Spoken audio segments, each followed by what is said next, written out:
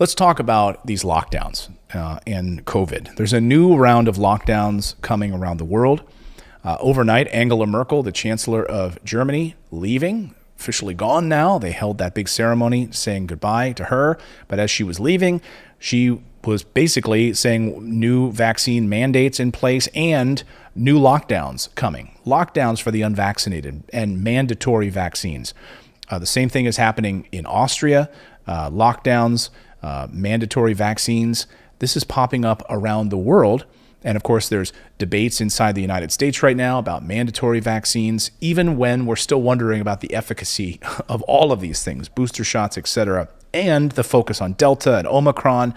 We now know from South Africa, they've been very open about their data, and the Omicron variant that's been emerging out of South Africa has been very mild. There's been almost no, people going to the hospital on oxygen or anything like that. They've been able to recover pretty quickly. But a new report. I was just going to say real quick, have they even told us what the goal is? What's the end goal? Like, have they said, is it herd immunity? Is it COVID zero? Like, how come there's no light at the end of this is why we're doing this? I don't know. The only thing we've heard is just to get everybody vaccinated, period. Well, and that could, again, that could be the goal, right? Is mass vaccination. And you may argue, okay, well, is there significant data to show that that's stopping the spread? Is it lessening hospital visits in time? Perhaps. Is it keeping people from dying? Perhaps. What about the other side of the data? From these VAERS reports, the VAERS system, trouble with these vaccines, all of this. So we don't know, right? The bottom line is this data is still being kept in large part from a lot of people. But even if the goal is to get everybody vaccinated, they're not giving us the end goal of what that accomplishes. What does what you're trying to accomplish? Where does that get us with this? Right. Well, and we know that these lockdowns paralyzed the world. So the point that I'm making here is that it seemed like, maybe these lockdowns might have been a good idea at the time. We now know, according to this new book, it's a really interesting book. I just ordered it.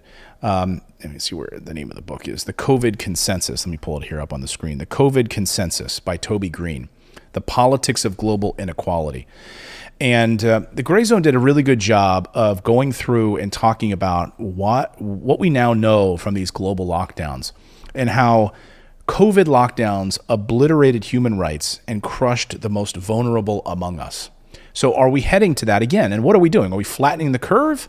Or are we really basically squeezing out the global poor and pushing, it was supposed to be marketed as life-saving public health measures, right? Lockdowns, instead triggered death and economic devastation on a global scale while doing little to slow the spread of COVID-19.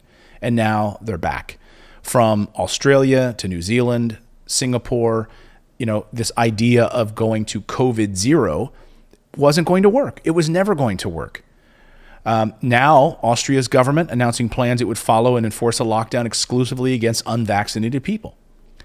Following days of massive protests there, the policy was extended to everyone, with steep fines and even prison sentences to be imposed on those who refused to comply. Next door in Germany, where a new lockdown was announced this December for unvaccinated people, it barred them from all public places. But Berlin is also weighing a vaccination mandate for everyone, and says that one German constitutional lawyer has even proposed that refusers of the jab be brought before the vaccinator by the police. We're going to drag you in front of the vaccinator. I mean, this sounds like something out of a science fiction movie. Look at this parallel. This is dangerous, and I know a lot of people say don't make this parallel, but it's true. The unvaccinated are starting to become like the Jews in Germany. Well, that's the concern in Germany. That's why you're having protests. And that's what, literally, I was in Austria as this was happening. And so this is not hyperbole. I was seeing the Austrian press. I was seeing Austrian protests calling it the Gestapo. So this is not me saying this. This is Austrian and German people saying this. They know what the Gestapo looks like, going door to door. We're going to drag you in front of the vaccinator. Well, and that's the reason they say that they still teach about that in schools, is so that they don't repeat that history. But you're getting ready to repeat it. Yes, and here are protests, in Germany as they're beating people who are refusing to get vaccinated. I mean, tell me that this is police kneeing and slamming these people down on a snowy street kicking this guy in the head. Look at this. This is happening, folks. This is happening, folks. Right before our eyes. I mean, look at that. Let's get the vaccinator out here. Like, let's get him. He's held down now. Let's vax him. You know? I'm the vaccinator. Folks, it's happening right before our eyes. And so this idea, the public health justification for these lockdowns, for these non-pharmaceutical interventions, has been discredited now, right? We knew that all of the scientific studies around lockdowns had been totally bunk. They caused more deaths than they prevented. So you're going to put an airborne disease in lockdown mode inside of rooms where everyone's now breathing recirculated air. The lethal impact of the lockdowns was particularly pernicious in the global south, where hundreds of millions of the world's most vulnerable people were driven into a cascading humanitarian crisis. As the World Food Program warned in 2020, 135 million people on Earth are marching towards the brink of starvation as a result of their economy shutting down to supposedly inhibit the spread of COVID-19. So in his book, a professor of African history at King's College, Toby Green, chronicles the misery, the migration, the outflow, and the mass death spawned by lockdowns imposed on populations from Africa to Latin America. And what he says is interesting. He said lockdowns were not a policy that made any sense in societies where many people live largely outside. And SARS-CoV-2 is a virus that circulates inside. Moreover, they made no sense in regions such as Africa, where the population is much younger than in rich countries. They merely saw a massive shift of health burden from the global rich to the global young and the poor. And he said, and they go on to say, for most people on the planet, the economic and psychological harm experienced during the past 19 months was not the result of the pandemic per se, but of emergency order restrictions that governments imposed on them and justified as public health measures. In the global north, such costly efforts did little more than delay the inevitable spread of COVID-19, while transferring wealth into the hands of big tech oligarchs who constitute the pandemic's real winners. So, I think people forget that the CARES Act, remember the very first bill that was passed when this all happened, the CARES Act, that was one of the largest transfers of wealth in history.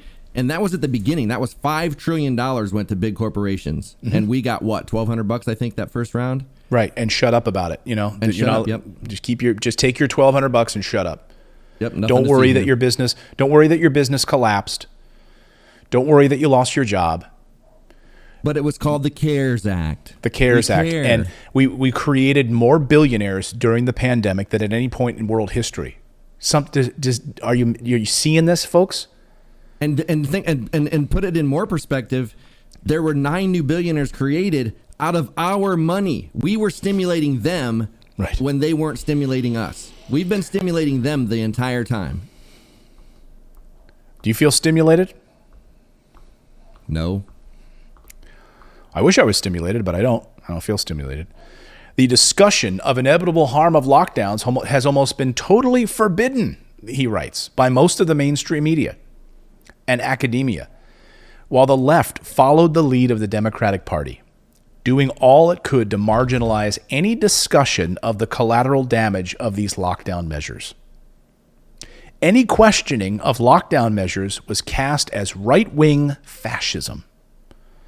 But mostly the left just ignored the emerging facts, particularly regarding the carnage caused in the global south. And now, I mean, it's amazing to see lockdowns provided this idea, this sort of like illusion of control over a virus. And we know that it's not the case. In fact, as he points out, that much of the evidence that people have developed to argue that lockdowns work came from modeling studies that have proved incredibly inaccurate. So now we're talking about more lockdowns, more mandates, close the doors, make sure that businesses are closed, consolidating power once again in the hands of these oligarchs and elites. And we don't like, it's like if they saw what happened the first time they did this, they wouldn't do it again. They wouldn't repeat history. But they're like, but wait a minute. We got insanely rich. We can get into this Omicron variant is going to make us insanely rich again, guys. So let's do it. Let's start getting everybody scared. Yeah, let's get people scared again. And a big thing started. I don't know if you remember this. The Neil Ferguson speech at King's College. Was it King's College in UK? Grover doesn't like this either. What's up, man? Neil Ferguson in the UK introduced this model about lockdowns when he was in the UK back in 2020, March of 2020. And he said 500,000 citizens would die of COVID-19 that year if it only took moderate steps to restrict public life. And even Boris Johnson said 260,000 would die. So basically, they need to have harsh lockdowns. Otherwise, we are going to see 500,000 people die. In either case, Ferguson insisted, the national healthcare system would be overwhelmed and the economy irreparably damaged. And within a week, Johnson's government accepted his model and locked down hard. Around the same time, the Trump White House received a paper from Ferguson that also envisioned a catastrophic death toll. His model predicted fatalities at a 25% higher rate than the CDC's already stark projection. 2.2 million dead in the first year, unless the U.S. instituted lockdowns. But it did have, it inspired harsh lockdowns. It ultimately brought him public embarrassment because he was caught breaking quarantine he personally inspired to go out with a married woman, right? Then at the time, and also his prediction was off, and that his models had totally exaggerated the fatality rate by a factor of at least 4. So this is what the world was basing it on. This guy.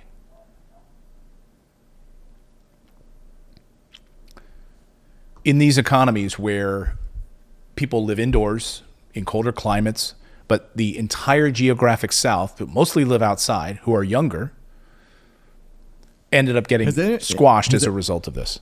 Has anybody tracked the North Pole? Did Eskimos even deal with this at all? What about the penguins? I know I didn't hit any penguins.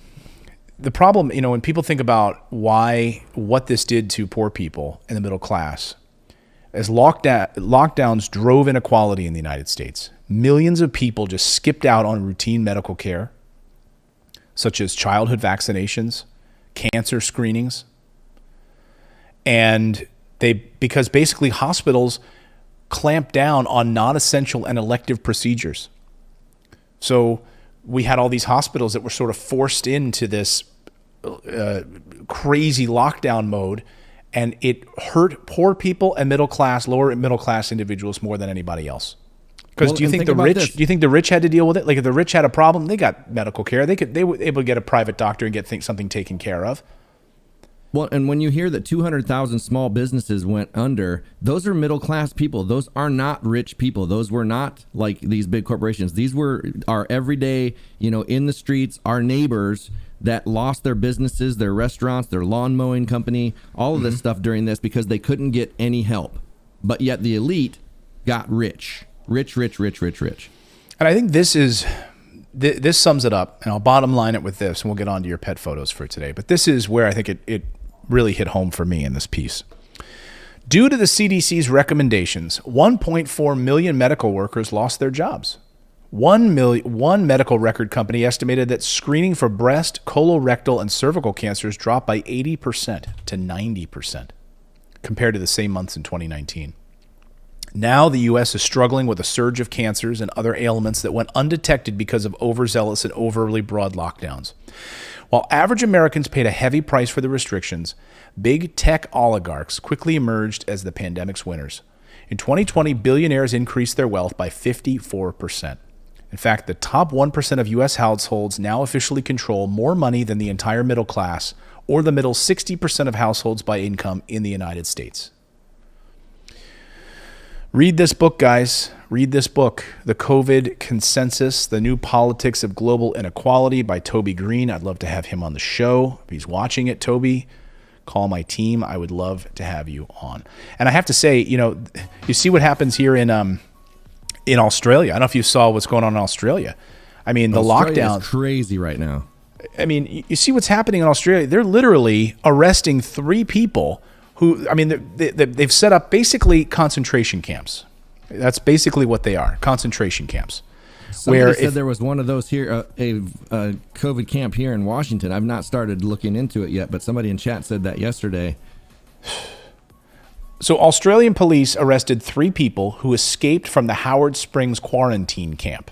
All 3 tested negative for COVID on Tuesday, and now they've been arrested and taken into custody. I mean, this is what's happening in Australia. Unbelievable. And by the way, this is exactly how it was portrayed in the Australian press. Like the Australian press, they're like laughing through this, by the way. Watch this report from these 2 white ladies laughing through this quarantine concentration camp. Good morning. We start with breaking news out of Darwin, where 3 people have escaped from the Howard Springs COVID quarantine facility. Talia Sava's there for us. Talia, good morning. There's a search underway right now. Yes, that's right, Davina. Good morning to you. We've been told the trio scaled the fence in the early hours of this morning. Police receiving reports around 4:40 a.m. Now, major police checkpoints have been set up around Howard Springs for the past several hours. As you can see in these pictures, they've been conducting thorough searches in car boots, checking vehicle registrations, cars and buses alike. But in the last half an hour, what we understand is they've actually been dismantled. Exactly why, that hasn't been confirmed. Look at this. Hopefully good news. We're also not sure yet who these people are connected with, whether it's a repatriation flight or those Aboriginal community members who have... Oh yeah, maybe it's just Aborigines. Maybe it's What those the heck are they Aborigines looking that... Is that guy looking for COVID in their trunk? Yeah, he's looking for people that are stowaways, people that might have been, unvaccinated. By the way, these people tested negative. They've tested negative, and they're being locked in quarantine camps. So they tested negative, and they're like, "Get me out of here! What are you doing to me?" So, I mean, this is literally, and so I'm glad. And then they found them. They rearrested them. Relieved for all of Australia, Max Blumenthal tweets, that these dangerous COVID negative fugitives are back behind camp walls. And this is what's happening. Thank you, Max, for your hard work. Well, Max, of course, is calling out the ridiculousness of this, Yeah, I love Max Blumenthal. He's one of my favorites. I mean, it's just amazing. Like, this is what's happening. Concentration camps, and that's exactly what they are. I mean, and exactly as Lisa Pettit says in the chat, you can't even write this stuff. But we're putting people into quarantine camps now. You can call it whatever you want. But I just love her like smiling. She's like, "Yeah, that's right. That's right. That's right." Smiling through this whole report, like. I wonder if it would put it into perspective Yes, if you that's tell right, people just like Davina. anytime you refer to unvaccinated, let's just start calling them Jews, because then maybe your head will get wrapped around what is going on. Yeah. Anyway, this is what, I don't know. It's amazing, but yeah, this is the new world order again. So read this book, guys. COVID consensus. What happens when we put these people in lockdowns, the world lockdowns, and who gets rich off of it? The rich, the wealthy make money, and the poor and the middle class get squashed.